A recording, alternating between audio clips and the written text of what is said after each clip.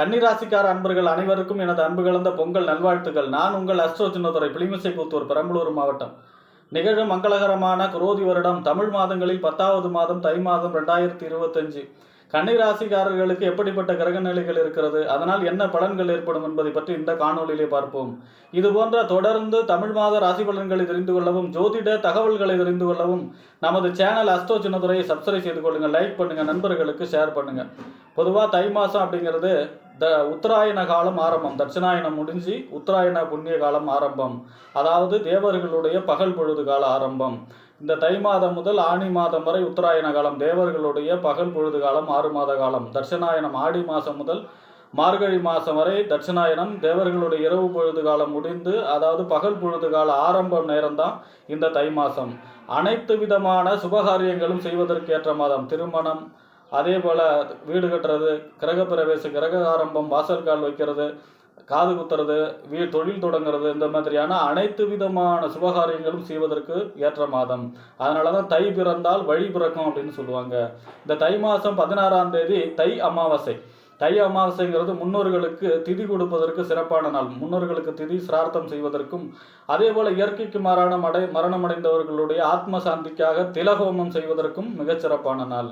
அதே போல தை மாதம் 20ஆம் தேதி வசந்த பஞ்சமி. வசந்த பஞ்சமி அப்படின்னா மகாலட்சுமியை வழிபாடு செய்வதற்கு சிறப்பான நாள். மகாலட்சுமி அன்னைய தினம் பெருமாள் கோயிலிலே தாயார் சன்னதிக்கு சென்று நெய்விளக்கேற்று மல்லிகை பூ மாலை போட்டு வழிபாடு செய்தாலும் சரி, வீட்டிலேயே மகாலட்சுமி படத்திற்கு மல்லிகை பூ சாற்றி நெய்விளக்கேற்றி வழிபாடு செய்தாலும் சரி, அன்றைய தினம் மகாலட்சுமியை வழிபாடு செய்பவருக்கு இந்த வருடம் முழுவதும் செல்வ செழிப்பு ஓங்கி இருக்கும். அதே போல் அன்றைய தினம் வாராகி அம்மனை வழிபாடு செய்வதற்கும் சிறப்பான நாள். இந்த மாதம் 29ஆம் தேதி, தை மாதம் 29ஆம் தேதி தைப்பூசம், முருகப்பெருமானை வழிபாடு செய்வதற்கு சிறப்பான நாள்.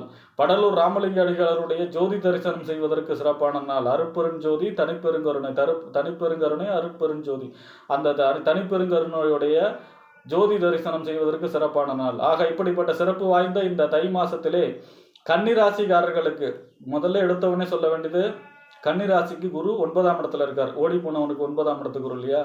ஆனால் இப்போ ஒரு கடந்த 4 மாசமா வக்கரகதியில் இருந்தார். பலன்கள் சரியாக இல்லை. ஏன்னா உங்கள் ராசியை 5வது பார்வையை பார்க்குறாரு.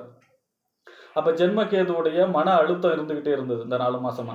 இப்போ மறுபடியும் குரு வக்கர நிவர்த்தி ஆகிறார். தை மாதம் 22ஆம் தேதி குரு வக்கர நிவர்த்தியாகி குரு பார்க்க கோடி தோஷ நிவர்த்திங்க மாதிரியான குருவுடைய பார்வை பலம் வலுவாகிறது. உங்கள் ராசிநாதன் உங்கள் ராசி மீது விழுகிறது.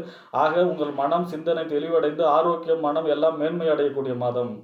ஓடி போனவனுக்கு 9ஆம் இடத்துக்கு குரு இல்லையா? அப்போ அதிர்ஷ்டத்தை கொடுக்கக்கூடிய குரு, பொருளாதார வளர்ச்சி, பொருளாதார உயர்வு, நினைத்த காரியம் அனைத்தும் நடக்கக்கூடிய அமைப்பு, குடும்பத்திலே சுப நிகழ்ச்சிகள், அனைத்து விதமான சுப நிகழ்ச்சிகளும் நடக்கக்கூடிய அமைப்பாகிற குரு வக்கர நிவர்த்தி பெறுகிறார் தை மாதம் 22ஆம் தேதி. உங்கள் ராசியை பார்க்குறாரு. அதுதான் ஹைலைட்டான விஷயம். அடுத்ததாக உங்கள் ராசிநாதன் புதன். உங்கள் ராசிக்கு 10ஆம் இடம், தொழில், புகழ், அந்தஸ்து, கௌரவத்துக்கு அதிபதியும் புதன் தான். அப்போ 1க்கும் 10க்கும் உடைய புதன் உங்கள் ராசிக்கு 4ஆம் இடத்துல செஞ்சிருக்கிறார். எது வரைக்கும்னா 11ஆம் தேதி வரை. 4ஆம் இடங்கிறது என்ன? வீடு, வண்டி, வாகனம், மனை, தாயார், சொத்து, சுகஸ்தானம் இல்லையா?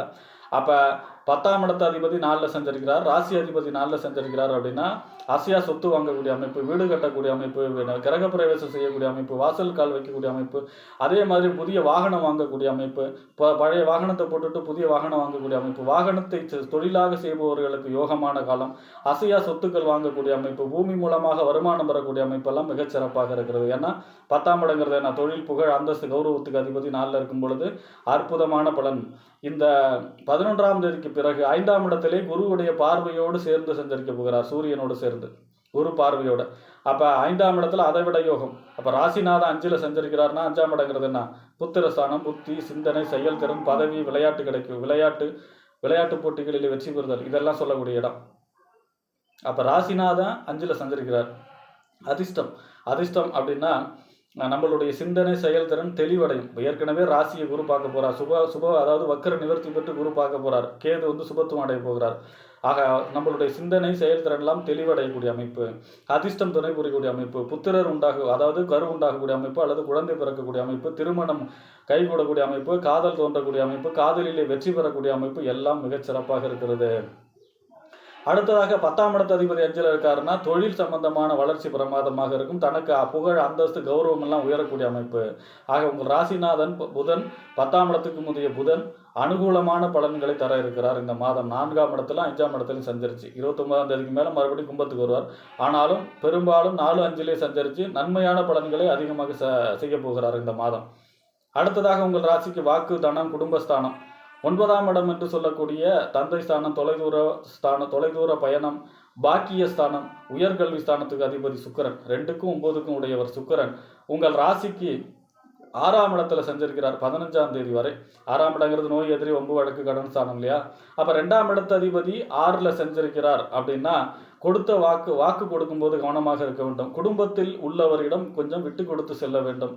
அதே மாதிரி இந்த 9ஆம் இடத்து அதிபதி 6ல் இருக்கார் அப்படின்னா தந்தையிடம் விட்டு கொடுத்து செல்ல வேண்டும். பயணங்களிலே கவனமாக இருக்க வேண்டும். மற்றபடி 15ஆம் தேதிக்கு பிறகு உங்கள் ராசிக்கு 7ஆம் இடத்திலே சஞ்சரிக்க போகிறார். 7ஆம் இடத்திலே உச்சமாகி சஞ்சரிக்க போகிறார். உச்சமாகி சஞ்சரித்து உங்கள் ராசியிலே 7வது பார்வையாக பார்த்து உங்களுடைய ராசியிலே உட்கார்ந்திருக்கக்கூடிய கேதுவை சுபப்படுத்த போகிறார். ஏற்கனவே குரு வக்கர நிவர்த்தி பெற்று பார்க்க போறாரு. அதே போல சுக்கிரன் 7வது பார்வையாக கேதுவை பார்க்க போறாரு. அப்போ சுபத்துவம் அடைகிறது. திருமணம் கைகூடக்கூடிய அமைப்பு, அதாவது வாழ்க்கை துணை வழியாக அனுகூலங்கள், ஆதாயங்கள் கிடைக்கக்கூடிய அமைப்பு, கூட்டு தொழிலிலே வெற்றி பெறக்கூடிய அமைப்பு, கூட்டு தொழிலே லாபம் பெறக்கூடிய அமைப்பு, உங்கள் தொழிலிலே வாடிக்கையாளர்கள் பெருகி வருமானம் பெறக்கூடிய அமைப்பு, அதே மாதிரி பார்த்தீங்கன்னா நண்பர்கள் மூலமாக அனுகூலங்கள், ஆதாயங்கள் பெறக்கூடிய அமைப்பு, இந்த சமூகத்திலே புகழ், அந்தஸ்து உயரக்கூடிய அமைப்பு, அறிமுகம் உங்களுக்கு நிறைய அறிமுகம் ஏற்படக்கூடிய அமைப்பாக இருக்கிறது. அப்போ உங்கள் ராசி இந்த மாதம் வலுவடைகிறது, சுபத்தன்மை அடைகிறது. ஏற்கனவே குரு பார்வை வக்கர நிவர்த்தி பெற்று குரு பார்வை சுக்கிரன் 7லிருந்து உச்சமாகி 7வது பார்வையை பார்க்க போகிறார். ஆக இந்த மாதம் உங்களுக்கு அதிர்ஷ்டங்கள் துணை புரியக்கூடிய மாதம். அடுத்ததாக 3க்கும் 8க்கும் உடையவர் 3ஆம் இடம் முயற்சி ஸ்தானம், வெற்றி ஸ்தானம், இளைய சகோதர ஸ்தானம், தைரிய ஸ்தானம், வீரிய ஸ்தானம், கீர்த்தி ஸ்தானம், 8ஆம் இடம் மறைவு ஸ்தானம். இந்த 3க்கும் 8க்கும் உடையவர் செவ்வாய் உங்கள் ராசிக்கு 11ஆம் இடத்திலே 8ஆம் தேதி வரை சஞ்சரிக்க போகிறார். நீச்சமாகி வக்கரமாகிறார். நீச்சமாகி கிரகம் வக்கரமானால் அது உச்சமான பலன் செய்யும். அப்போ 11ஆம் இடத்துல உச்சமான பலனை செய்ய போகிறார் 8ஆம் தேதி வரை. அப்போ என்ன அர்த்தம்? 8ஆம் இடங்கிறது ஒரு ஜாதகத்துக்கு திடீர் அதிர்ஷ்டம் அல்லது திடீர் நஷ்டம். அப்போ 11ஆம் இடத்துல எந்த ஒரு கிரகம் தீமை செய்யாது, நன்மை செய்யும். அப்போ திடீர் எதிர்பாராத தனவரவு, எதிர்பாராத அதிர்ஷ்டத்தை கொடுக்கக்கூடிய அமைப்பு. அதே மாதிரி 11ஆம் இடத்துல 3ஆம் இடத்து அதிபதி 11ல் இருக்காருன்னா ஒப்பந்தம், கையெழுத்து, பத்திரப்பதிவு, நிலம் வாங்குறது, இடம் வாங்குறது, இந்த மாதிரியான பத்திரப்பதிவு நடக்கக்கூடிய அமைப்பு, புதிய ஒப்பந்தங்கள் வந்து சேரக்கூடிய அமைப்பு. மீண்டும் 8ஆம் தேதிக்கு பிறகு செவ்வாய் பின்னோக்கி நகர்ந்து உங்கள் ராசிக்கு 10ஆம் இடத்துல சஞ்சரிக்க போகிறார். 10ஆம் இடத்துல செவ்வாய்ங்கிறது திக்பலம், அது இதை விட வலுவான நிலை. அப்போ திக்பலம் பெற்று 10ஆம் இடத்துல தசம அங்காரகா அப்படின்னு சொல்கிறாங்க இல்லையா? அப்போ செவ்வாய் வலுவாக இருக்கிறார். தனக்கு புகழ், அந்தஸ்து, கௌரவம் உயரக்கூடிய அமைப்பு, வேலை கிடைக்கக்கூடிய அமைப்பு, உத்தியோகம் கிடைக்கக்கூடிய அமைப்பு, அதே மாதிரி பார்த்திங்கன்னா தொழிலே வளர்ச்சி பெறக்கூடிய அமைப்பு, வருமானம் பெறக்கூடிய அமைப்பு, வாடிக்கையாளர்கள் பெருகக்கூடிய அமைப்பு, தொழிலை விரிவுபடுத்தக்கூடிய அமைப்பு, தொழில் சம்பந்தமான வளர்ச்சிகள் பெருகக்கூடிய அமைப்பெல்லாம் மிகச்சிறப்பாக இருக்கிறது. அடுத்ததாக உங்கள் ராசிக்கு 12ஆம் இடம் அயன, சயன, போகஸ்தானம், விரயஸ்தானத்துக்கு அதிபதி யார் அப்படின்னா சூரியன். சூரியன் உங்கள் ராசிக்கு 5ஆம் இடத்துல சஞ்சரிக்கிறார். 12ஆம் இடத்து அதிபதி 5ல் சஞ்சரிப்பது நன்மை இல்லை. அதாவது புத்திரர்களுக்கு விரயம் ஏற்படும், புத்திரர்களால் விரயம் ஏற்படும் அப்படின்னு சொன்னாலும் கூட குருவுடைய பார்வையில் சஞ்சரிக்கிறார். அது சுப விரயமாகவே இருக்கும். அதனால் 5ஆம் இடத்துல 12ஆம் இடத்துல சஞ்சரிக்கிறார்னா சுப செலவுகள், குடும்பத்தில் சுப நிகழ்ச்சிக்காக சுப செலவு செய்யக்கூடிய அமைப்பு தான் இருக்கும். ஆக இந்த மாதம் கன்னி ராசிக்காரர்களுக்கு மிக மிக அற்புதமான மாதமாக அமையும் என்று கூறி விடைபெறுகிறேன். நன்றி, வணக்கம்.